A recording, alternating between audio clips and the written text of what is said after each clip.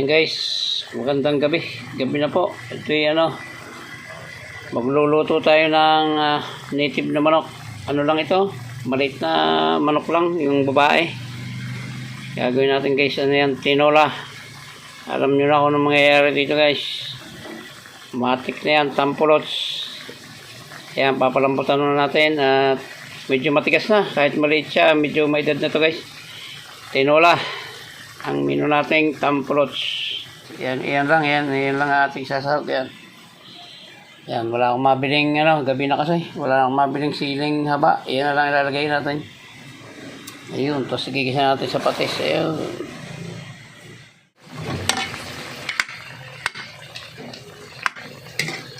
Yan, medyo malambot na guys. Pwede nito. Gigisahin natin para maluto na at nang kapag-umpisa na. Ayan, puro moist na.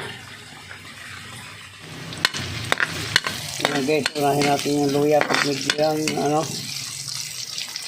lulutuin natin ang may tipitin na bago natin ilagay yung sibuyas bawang para malasang-malasa siya.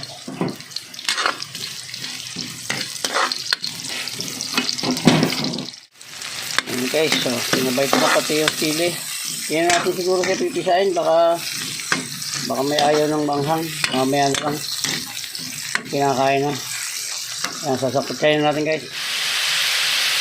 Guys, lalagyan natin yung patis. Kasabihan na kasi yan, pagka tinola, kailangan talaga patis ng pantimpla. Yan, tama na yan. Tatagdagan na lang natin ng asin kung sakaling kulang yung niya, halat. Sasangkutsayin ko lang ng konti yan at sasabawan ko na guys. Lalagyan ko na pati yan ng mga bitsin at paminta. Lalagyan na natin. Yan guys, lalagyan ko na yan ng sibuyas, ayan paminta at saka bitsin. Ngayon, lalagyan pa natin, dadagdagan natin ng sabaw para dire-diretso na yan. Masarap dito guys, sabaw lang ang masarap dito, kalit-lit ng manok na ito.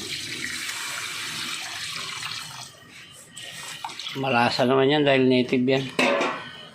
Yan, tatambog na natin yung sayote. Mamaya na yung dahon ng malunggay. Sasabayin natin yung yung nor cubes para matansya natin yung alat. Saka yung ating sayote yan. Mamaya na yung malunggay.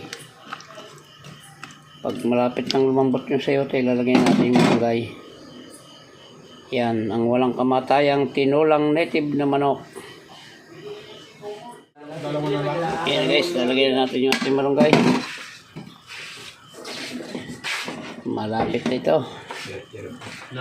Malapit nang magsimula ang bayang api.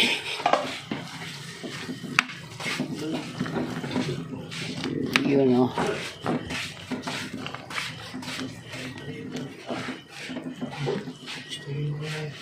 natin.